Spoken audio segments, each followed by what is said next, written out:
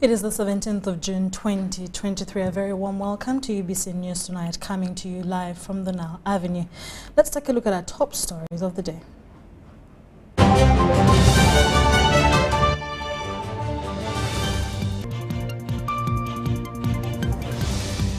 Coming up, suspected ADF fighters kill 37, injure 8 and abduct 6 in Lubihirwa, Kasese district.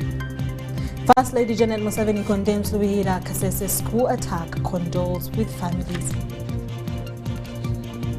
Minister Kabyanga calls for calm as UPDF rescues and is taking over the suspected ADF militants. Supreme Court Judge Stella Arach Amoko is dead.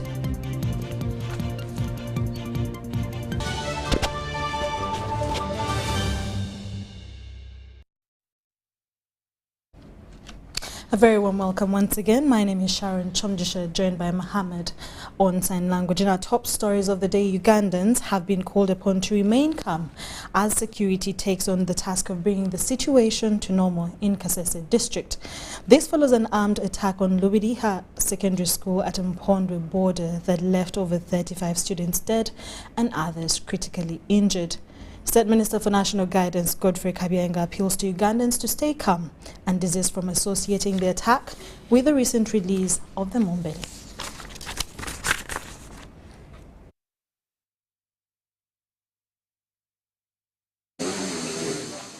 Too graphic to show are these pictures.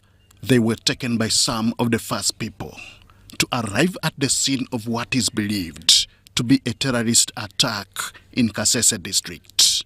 The attack on Lubiriha Secondary School at Mpondwe border took everyone by surprise. The tale by survivors is so horrifying and is an invitation for tears. We hid ourselves behind there in the cocoa plantations. So within a short time, we had some other strangers coming, looking for us. For us, we were scared that maybe they are the same people. But good chance, they were coming to help us. And that's why we have survived with the 4 people we are seeing. Really, it's a moment of grief. And I say sorry to all the Kasese people. I say sorry to all the people of this place, because really we have lost our people. The news has been disturbing to the ears of many, including leaders at both local and national levels. Godfrey Kabyanga is the State Minister for National Guidance. They first killed the gate man, and then after that they went to the boys' hostel, tried to open. The boys had locked themselves in. So when they went to the girls' hostel, they opened it with ease. I think the girls are not locked. According to the Uganda People's Defense Forces, 37 bodies were recovered from the school compound. The dead have since been taken to Bwera Hospital for post-mortem. Bereaved families are yet to come to terms with the situation. They slapped using hose, hammers, and any kind of equipment, but I could hear the alarms of the students crying, Jesus, Jesus, Jesus, Jesus. UPDF and police started ferrying people here in the midnight, and people were in critical condition. They had brought 5 who were ailing and they needed the blood. They had brought 20 dead bodies. Last week they burnt a truck of merchandise which was coming from Uganda going to Beni. So that is now the tactics which they are using. But I would like to appeal to the people of Kasese and all Ugandans to be calm. We should cooperate with the security forces, give them information. And I know Kasese people, because for us we had a system of home guards. But when the situation settled, they were disarmed and we left the whole whole security in the hands of the armed forces, but LOCs were giving information here and there. But as State Minister for National Guidance Godfrey Kabyanga calls for calm, What could have gone wrong? There is a gang of terrorists, and there are several organizations, and they have now joined together. So ADF is changing shape from time to time. Now they have joined the ISIS. There is another group which was in Mozambique. There was another group which was in the Central African Republic. So they keep making alliances, but their main aim is terrorism. So even when there was a small number then, they have already got several alliances, and that's why even when UPDF went last year, they found their big camps. And also it's important to note that they are recruiting even from Uganda here. The Rwenzori area, under which Kasese falls, has been peaceful for the last 20 years. This is after successful countering of what the same ADF did to Kichwamba Technical College in 1998 in Bundibujo district. We shouldn't relax. We should all be vigilant. Even those who are not at the border of Kasese, you should be vigilant, because most of the people they are arresting are from Busoga, they are from Bale, they are from Buganda here, from all over the country. Some are from Arua. So that means ADF is continuously recruiting from Uganda and from Congo. And most of the people, most of their force was from Congo, because in Congo, here at least we have a very strong system. But in Congo, the whole of Eastern Congo was a place which had been neglected. And actually it was under control of those dissidents. The attack happening just a few days after the king of the Rwenzururu, Charles Wesley Mumbere, was set free by the courts of law. Kabyanga warns against connecting the two happenings. They should be careful, because I know now people are going to bring it and tie it on the Mumbere issue, which will be very, very unfortunate. And that's why I warned political leaders when they were talking so many things, a lot of English on TVs. I said, please talk little English, because someone can easily now connect your words to what has happened, which is very, very unfortunate. But in my heart of hearts, I still believe this is just a mere coincidence. For now, the pursuit by the UPDF against the attackers continues to rescue the abducted students and apprehend the culprits. Henry Okrut, UBC. Very sad news indeed. And still about the same incident, the Uganda People's Defense Forces, UPDF, has regretted attack on Pondwe Lubihira Secondary School in Kasese District. UPDF spokesperson Felix Klaije concedes that there were some elements of failure of intelligence and that this incident calls for re-examination on the part of the security agencies. Details follow. The Allied Democratic Forces, ADF, on this Friday night attacked Impondwe Lubiriha Secondary School in Kasese District near Congo border and left several students dead and other people. Children have been killed, 20 hacked to death, 17 burnt dormitories they locked. So you have 37 children killed, you have 6 that were abducted. But those are the forces pursuing to rescue them. Then you have these dormitories that were burnt with the students' properties. So it's quite substantial damage, particularly in terms of human lives. The spokesperson of the UPDF, Felix Klaije, concedes that there was some kind of failure on the side of intelligence. Because we have PISO, we have GISO, parish intelligence officer, the global intelligence officer. These should be picking these things when they come out. But remember, these fellows came from across, and could that be the reason why the information was not picked? Maybe, but that is no reason.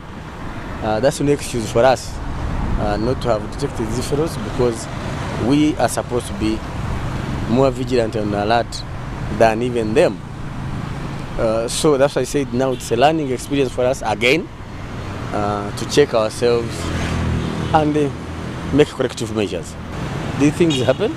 one. But two, we have not reneged in our mandate. We are definitely going to do even better. You recall they did such a thing in 1998 in Chichwamba Technical School, and they have not been able to do it again because of the vigilance that we picked from that time. So even now, certainly we are going to increase our vigilance. But two, we are also going to increase on mobilization of the population so that they always look out for such a negative elements. Top leadership in the UPDF have visited the scene to establish the facts that led to the ugly incident. It is alleged that after the incident, the rebels fled across the porous border into the Democratic Republic of Congo. Diana Kuti, UBC. The First Lady and Minister for Education and Sports, Janet Museveni, has condoled with the families who lost their children during the Kasese school attack. Janet expressed confidence that Uganda People's Defence Forces will get the culprits and bring them to book for the atrocities committed. She said officials from Ministry of Education and Sports, led by the State Minister for Higher Education, Dr. John Chrysostom Muyingo, have travelled to Kasese to sympathise with the community. We have details on this story. I want to appeal to all people of goodwill in the country to pray for those families and the community in the area. Parents across the country, please do not panic. Our children are safe and they will remain safe. They are evil people and they are trying to harm our children, but they will not manage always.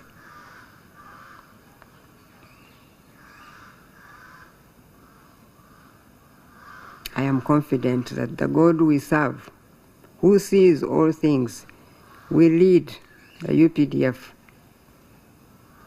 force to track down these evil people, and they will pay for what they have done. I have no doubt in my mind that they will be found and they will pay for what they have done. But for now, I appeal to all of us to stay calm and to hold our hands together and pray for this community in Kasese district so that God can empower them to go through this very difficult time. And it is a difficult time for all of us as Ugandans.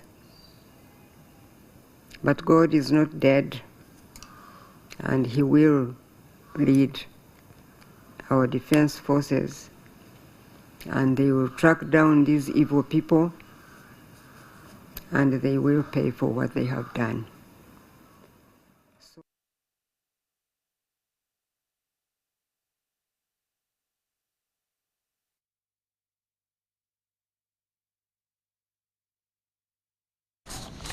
Now, we'll definitely have more stories about that story where you just saw the First Lady and Minister of Education condole with those that lost their loved ones in the attack on the Kasese school in our subsequent bulletin. On his routine visit and interactions with Wananchi Operation Shujaa Commander, Major General Dick Olum has been emphasizing safeguarding of civilians and dismantling of the Allied Defense Forces, ADF, occupying the eastern side of the Democratic Republic of Congo. Friday night, however, elements of ADF militants attacked Lubihira Secondary School in Nyabugande Parish, Karambi Sub-County in Kasese District, killing several students and people from neighboring communities. General Olum, who has already visited the area, continues to assure the Wananchi of stabilizing of the Rwenzori sub-region and eastern part of the Democratic Republic of Congo. Watch.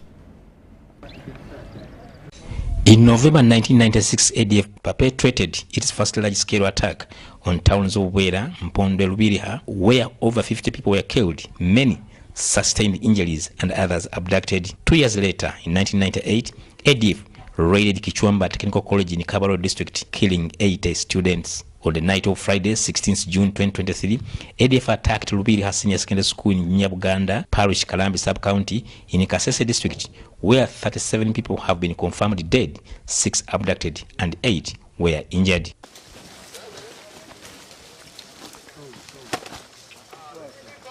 The 301 Brigade under the command of Lieutenant Colonel Jet Liabe are pursuing the ADF in the jungles where they are suspected to be hiding. Over 2 decades, UPDF has been conducting operations in Rwenzori sub-region, battling the ADF until the initiation of Operation Soldier in 2021.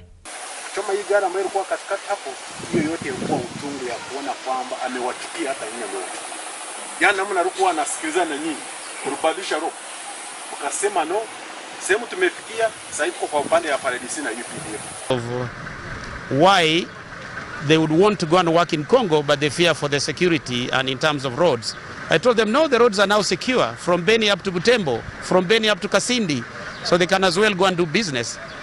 I explained to them the reason as to why the government of Uganda, particularly the president of Uganda, has been constructing the road from Kasindi to Beni, Beni to Butembo, and eventually to Kisangani. So I told them the UPDF protects those roads.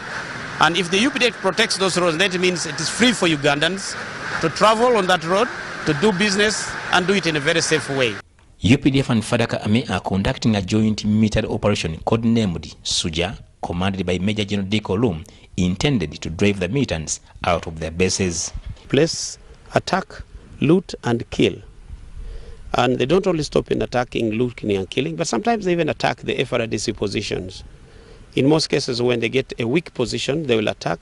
And once they attack, they get that opportunity to get guns and to get those uniforms. Deployments, yes, that's tactical. That's also operational for us at our levels. But we believe that at an opportune time, we shall make necessary deployments, which I think safeguards the positions of the civilians who go cultivating in all these areas, giving them security en route and strategic areas where we can deploy them. Yes, that we shall effect. When and how, that remains an issue that we shall do ourselves. In Kasese district, residents expressed support for the Uganda People's Defense Forces UPDF deployment in Congo to fight the ADF rebels. How are you, Tungu? Yes.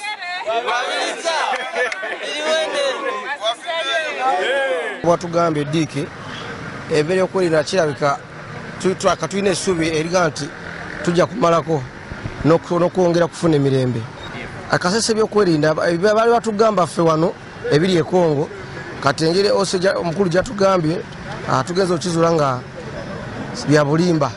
Zaffe ezo tuba tuzekengera sayo n'abantu baveeri bakulosingira mu nsozi zaffe zino eza Rwenzori kati bwe tulengera security ngeri tight naffe no wansi tweyongera okunywera kati awo bwe oba tulaba omuntu gwe otategedde engeri gye batuwadde enamba wano olina owayo information tulina mesa awo tuba banywevu. Wananchi, especially those that tasted the wrath of ADF before, are optimistic now about the return of the ADF in Rwenzori after the Operation Suja's intervention. The presence of the rebels in eastern DRC hindered the small cross-border trade. Therefore, securing the eastern part of DRC will give relief to people of Kasese, which borders the Eastern Democratic Republic of Congo. Haruna Mutesasira, UBC News. Thank you so much, Haruna Mutesasira. And it's really bad news that has shaken every Ugandan. But UPDF and police tells us that we should stay calm because we are a safe country. Now, moving on from that, African leaders have urged Russia and Ukraine to settle the war between them through negotiations and diplomatic means. South Africa President Cyril Ramaphosa, who led a delegation of African leaders to Ukraine, said that the conflict is affecting Africans negatively and Africa as a nation, and that there was a need to de-escalate it. Ramaphosa told the media shortly after a closed-door peace mission meeting with the Ukrainian President Zelensky in Kyiv. The leaders from 7 African countries visited Kyiv as part of a mission aimed at brokering peace between warring countries of Russia and Ukraine. Senona reports. To listen, and to listen with a great deal of respect and recognition of what the people of Ukraine have been going through. We did go to Bucha and we saw what had happened there, and I've been told that there are investigations, the International Court is going on with that, and I think from where we stand, that process should be allowed to go on. And in our view, it is important to listen very carefully to what both countries have to say. And tomorrow we are now going to listen to President Putin. And let me say that having been the one person who also, on behalf of the 7 countries, called both presidents, I got a distinct impression that, yes, they were willing not only to receive us, but also to hear what the proposals or the suggestions we would put on the table. This is indeed a historic mission in a quest for peace. And I could say that our mission really revolves around 10 key elements. The first one is that we are here to listen both to President Zelensky, and tomorrow we'll be listening to President Putin. And we do so with deep respect for the people of Ukraine, which we have expressed to President Zelensky, but also in recognition of the proposals that they have put forward as a peace formula. We're going to also listen to President Putin with regard to how he sees the road to peace. But we've also taken cognizance of a number of other proposals that have been made by a number of other parties around the world. And we do believe that this process for peace, much as it is complex, requires that all viewpoints must be put on the table. A second key element that we bring here is that this war must be settled, and there should be peace through negotiations and diplomatic means. And we should, as we advance towards that peace, because all wars in the end do come to an end, and we believe that this war should be brought to an end as quickly as possible through negotiation and diplomatic means. The third element for us is that there must be a de-escalation of the conflict. Today, as we were here, we heard of missile strikes, and those types of activities are not good for fostering peace. And we argue that there must be de-escalation on both sides so that peace can find a way to resolve the problem. Both countries must ensure that there is movement of grain and fertilizers. What has also brought us here is that Africa is also feeling the negative impact of this war. Our grain prices have gone up and there's a shortage. Fertilizer prices have also shot up. So even as we are thousands of kilometers away as African countries, we are feeling the impact of this war. Thank you so much, Sonia Semnono, for that update on the Russia and Ukraine war and what the African presidents are trying to get to do there. Now we'll take a short commercial break and we'll be back with more stories on UBC News Tonight. Jerry, hey, Master Blaster, touch him, man. Bang can with muscle. Those ones who say go for you only. Mundava, best movies I teach you. When I'm going to move to Muscari, because of the camera is very far. Is you serious? It's serious, you. What? Eh? You stay put on it. Add kilometers to your legs, and you get your sugar. We buy meat from Umaru, and Umaru refuse to give you enough meat. Mama! Show him that they don't joke with you. Umaru, wait. Jerry. okukakaluka n'okulungi kwetaagako omuntu akuyambako n'olwekyo tujja kukuteerawo embeera esaanidde osobole okukola ekisinga awamu teri kitulema.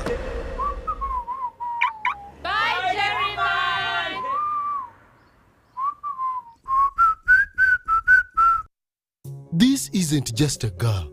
She is the future. This is a teacher, a doctor, a community leader, our future president. She is the hope of our community. And as a community leader, I will talk to others about how we must protect her against child marriage and teenage pregnancy because it affects us all. We each have a role to play in empowering our teenage girls to protect them from pregnancy. Because when we empower them, we empower our nation. Protect the girl, save the nation. Take action. Report any case of defilement or child marriage to the police or call Sauti 116.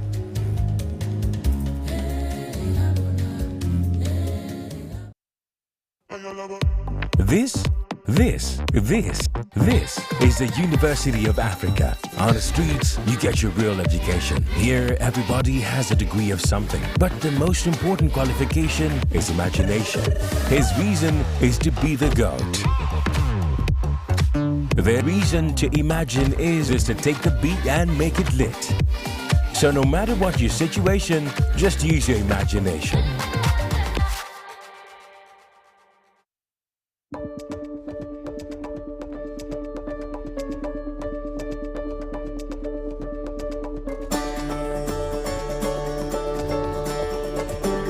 The drilling of development and production wells for the Kingfisher project in Kikube district started in January 2023, while the delivery and assembly of the 3 drilling rigs for the Tilenga project is ongoing.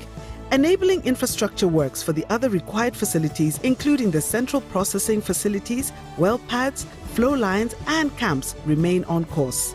The produced resources will be commercialized via the East Africa crude oil pipeline, which will run from Uganda to Tanzania, and the 60,000 barrels of oil per day Uganda refinery project, which will be constructed in Hoima. These projects are bringing investment of $15 billion into the country. The Petroleum Authority of Uganda, creating lasting value in Uganda's oil journey.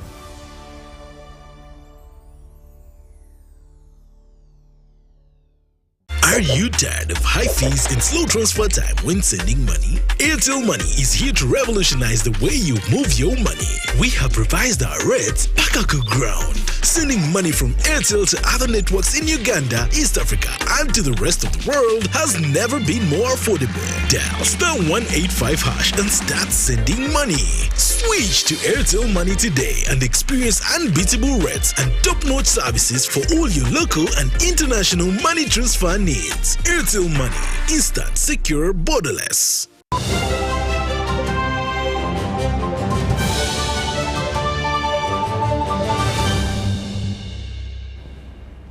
You're still watching UBC News Tonight, and welcome back from that short commercial break. My name is Sharon Chomdisha with Mgalu Mohammed on Sign Language. In more stories, President Yoweri Museveni has urged higher learning education institutions to offer solutions to society's problems, especially now that they are equipped as agents of socio-economic transformation. This was in his speech delivered by the Prime Minister Robinah Nabbanja at the 13th graduation ceremony of Busitema University.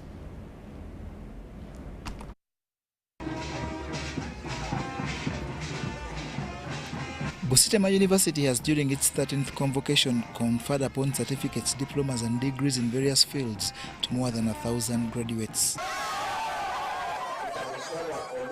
Prime Minister Robinah Nabbanja presided over the colourful event, at which she represented President Yoweri Museveni.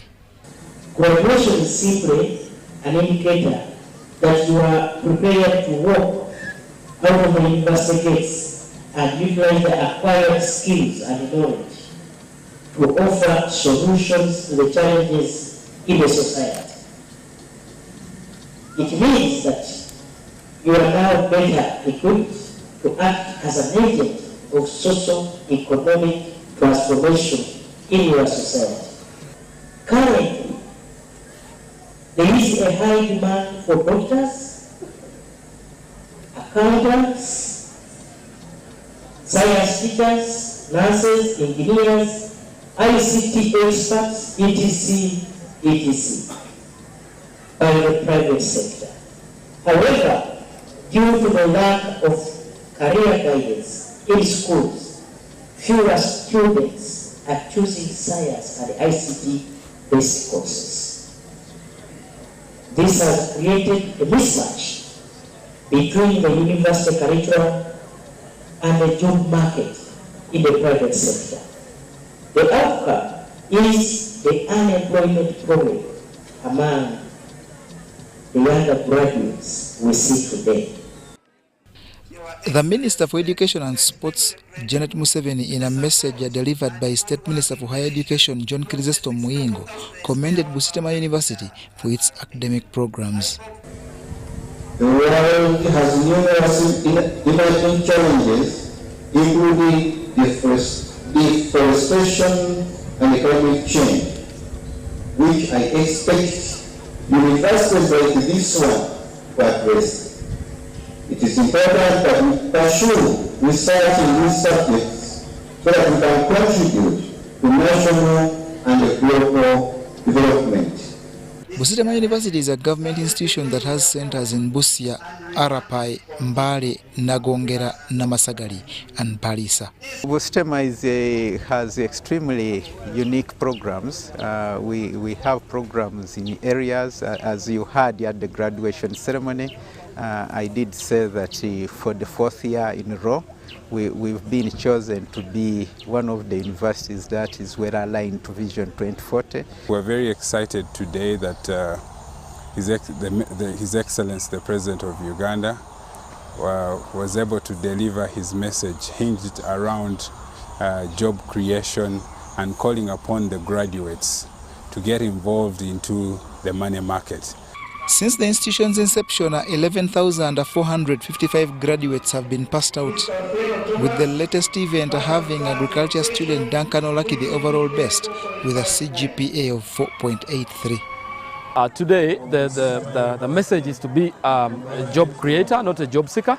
So agriculture gives opportunities to students like us to start our own professional careers. We have gaps in the agricultural sector, and my course, Agro-Processing Engineering, has taught us how to add value to these goods and crops and bring them out into the field.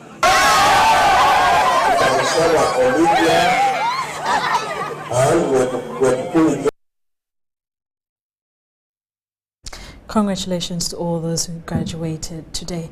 The judiciary is mourning the death of Supreme Court Judge Justice Mary Stella Arach Amoko, who died at Nakasero Hospital in Kampala Saturday morning. In a press conference by the judiciary spokesperson, Jameson Karemani sent condolences to the family and the government. Supreme Court Judge Justice Mary Stella Arach Amoko has died at 69 years at Nakasero Hospital in Kampala. Judiciary spokesperson Jameson Karemani highlighted some of the contributions Justice Stella Arach Amoko made at the judiciary. Today at 4 a.m. we lost Justice Stella Amoko Arach, who has been a justice of the Supreme Court. She was sick for some little time, and she has been hospitalized in Nakasero Hospital, where she lost the battle this morning. At the time of her death, Justice Mary Stella Amoko Arach was remaining with only 1 year to retire as a judicial officer. Justice Arach joined the judiciary in 1997 as a High Court judge. She was later appointed a justice of the Court of Appeal in 2010, and in 2013 she was appointed a justice of the Supreme Court, the position she has been holding until her demise this morning. Justice Arach was remaining with 1 year to retire from judicial service. She has participated in several cases, and a few of them were not completed. So, but according to the law, we shall have other members to join the quorum and complete those cases. Justice Mary Stella Arach Amoko died at Nakasero Hospital, where she was receiving treatment over health complications.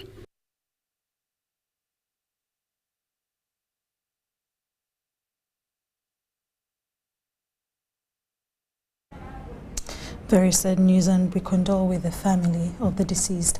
For the 10 years she has served as a senior judiciary officer, Justice Mary Stella Arach Amoko was a big pillar in the justice system, who was elevated from different ranks to the Supreme Court until the 17th of June 2023, when she passed on at Nakasero Hospital. Take a look at her biography.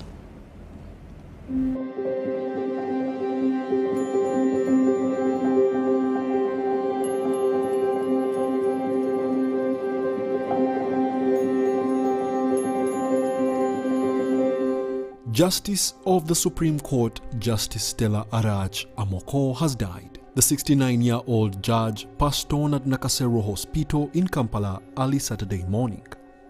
Justice Stella Arach Amoko began her career after her bachelor's degree in law at Makerere University and later a diploma in law of the Law Development Center. Amoko served in the Attorney General's chambers from 1979 until 1997, rising from a state attorney to commissioner for civil litigation. In 1997, she was appointed a High Court judge, serving in that position until 2010, when she was appointed to the Court of Appeal of Uganda. In 2013, she was appointed Justice of the Supreme Court. Amoko served as a chairperson governing council of the Judicial Training Institute. She also served at the East African Court of Justice from 2006 until 2008 as a judge, and from 2008 until 2013 as a deputy principal judge of the First Instance Division. Between 15th April 2018 and 14th of April 2020, Justice Arach Amoko served as the chairperson of the 9-member Management Committee of Uganda's Law Development Center. In 2010, she was one of the candidates considered by the Judicial Services Commission for appointment as the Chief Justice of Uganda. In her career on the bench, Justice Arach Amoko has handled many election cases. In 2006, she dismissed the position in which National Resistance Movement's Francis Babu had challenged Arias Lukwago's victory as Member of Parliament for Kampala Central Division. In 2012, while at Court of Appeal, she wrote the majority opinion decision that nullified NRM's Faizo Chikulukunyu's victory as the Member of Parliament for Butambala County, which was filed by DP's Mohamed Mwanga Chivumbi. For the years she's been Justice of the Supreme Court, the late Justice Stella Arach Amoko was one of the justices that had and determined the 2016 Amama Mbabazi presidential election petition. She also presided over the panel that had the presidential election petition of 2021, which was filed by the National Unity Platform President Robert Kyagulanyi Ssentamu, challenging President Yoweri Kaguta Museveni's victory. At the time of her death, Stella Arach Amoko was still handling several cases at the Supreme Court. Justice Arach Amoko was married to Ambassador Idule Amoko, who was, as of 2017, serving as the deputy head of mission at the Uganda Embassy. Stella Arach Amoko is also the mother of Ivy Claire Amoko, a chess player.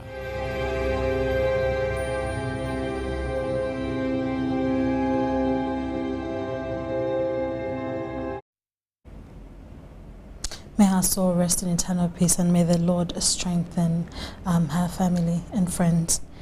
Away from that, Karamoja sub-region has received a blood donation and collection distribution center at Moroto Regional Referral Hospital, a 1.4 billion shillings facility which was funded by the Embassy of Ireland through Doctors with Africa, CUAM. While officiating at the function, Ambassador of Ireland to Uganda, His Excellency Kevin Corgan, said that this will reduce preventable maternal deaths. The 9-district sub-region has been depending on blood from Nakasero Blood Bank and Bali Regional Blood Banks.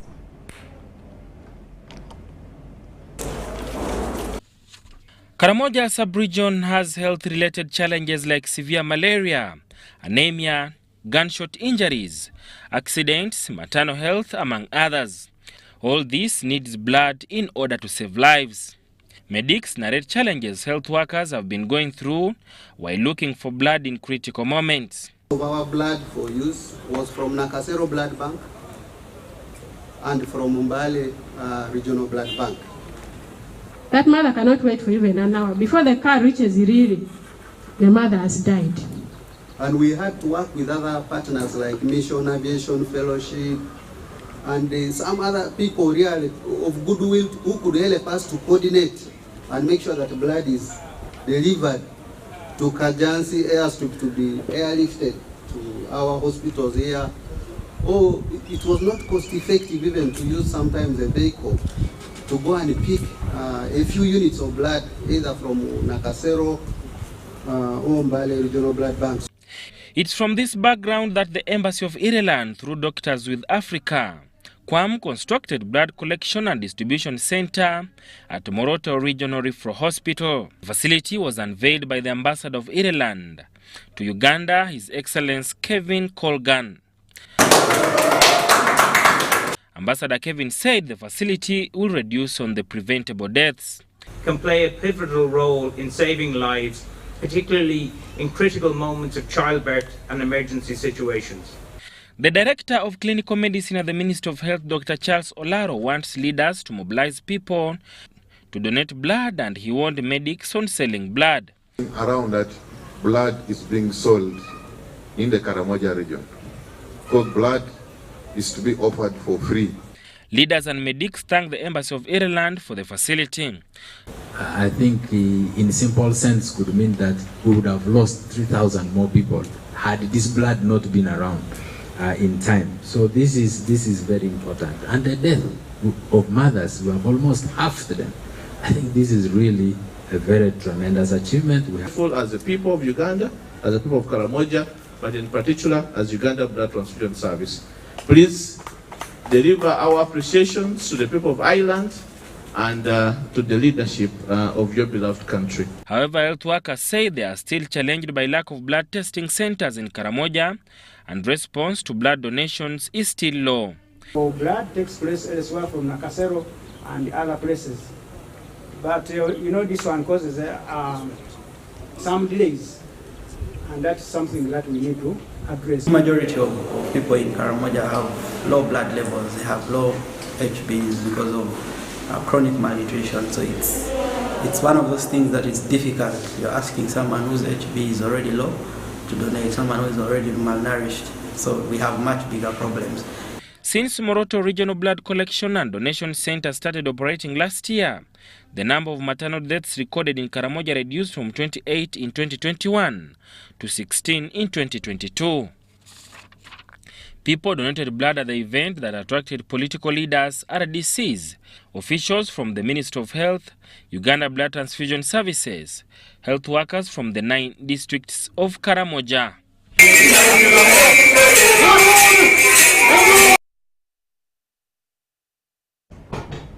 Now, the Chibale Resident District Commissioner Angelia Godwin Kasingwa, in conjunction with Chibale leaders, have conducted a special ecumenical prayer, wishing President Yoweri Museveni a quick recovery. The ecumenical prayer attracted religious leaders, civil servants, politicians, and community members were conducted on Wednesday at the District Council Main Hall in Chibale District. Take a look.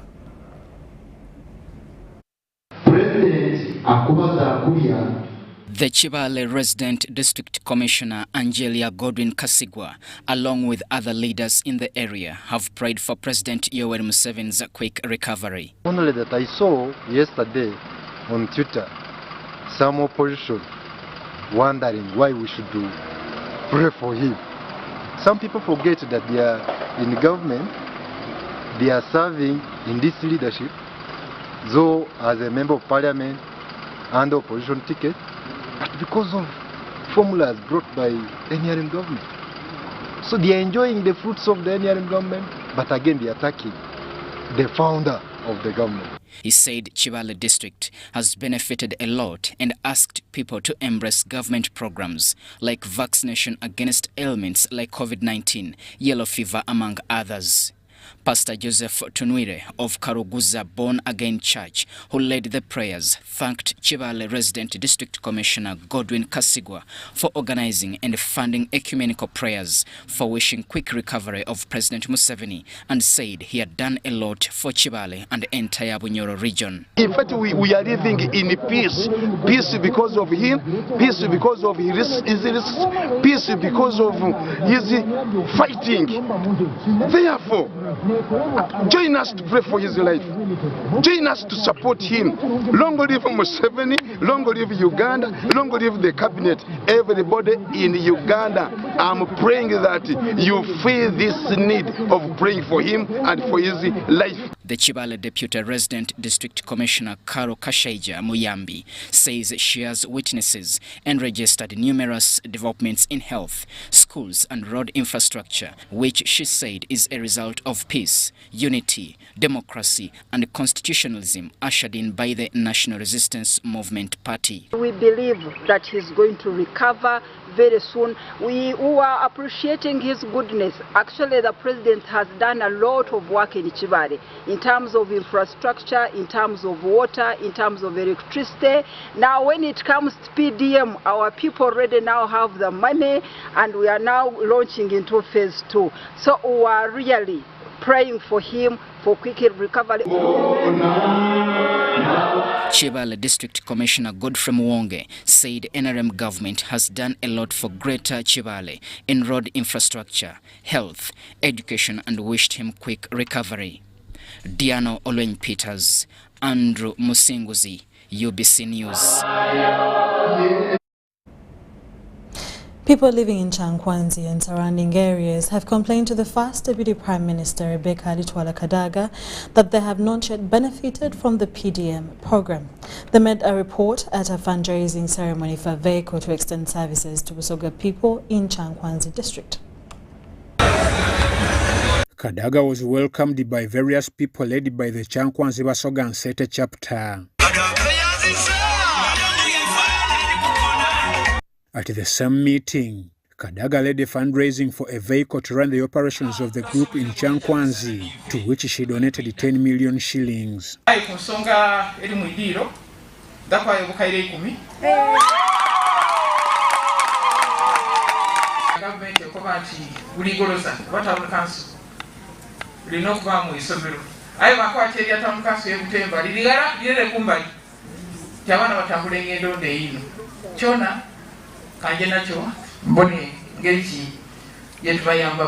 Kadaga urged the residents to put the vehicle to good use, and he pledged to continue aiding the Basoga people across the country.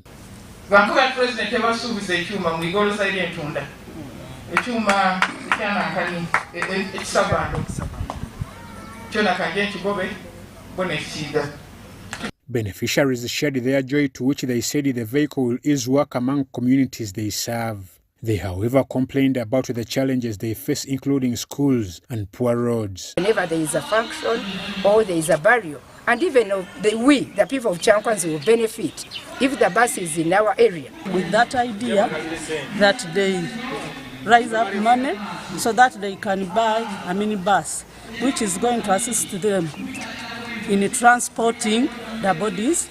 But not only that, they can also get money by using it on daily basis. Tubaina okusoomooza abantu omuntu afiirwa oba wafuna omukolo gwona aba n'okusoomooza kwentambula nti tugwira ba takisi, twagwira ba biroole, twagwira baki etannaba kutuuka ku mmeeza ntukuvu.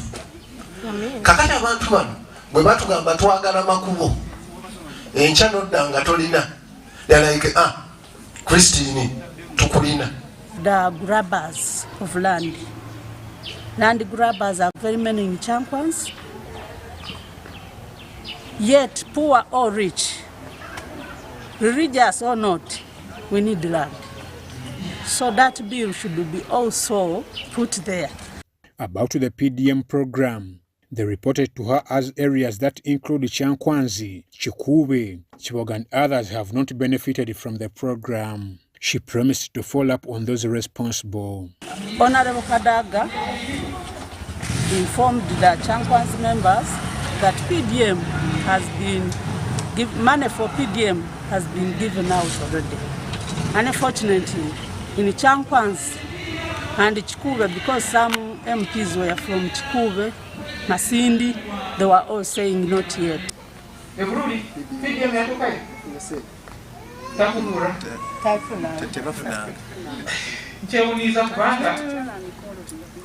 District da Uganda twagigabanamu buli region eriko abakulu baayo n'obwekyo kanje following noni nani abakulu ba side eno kubanga side da gagwa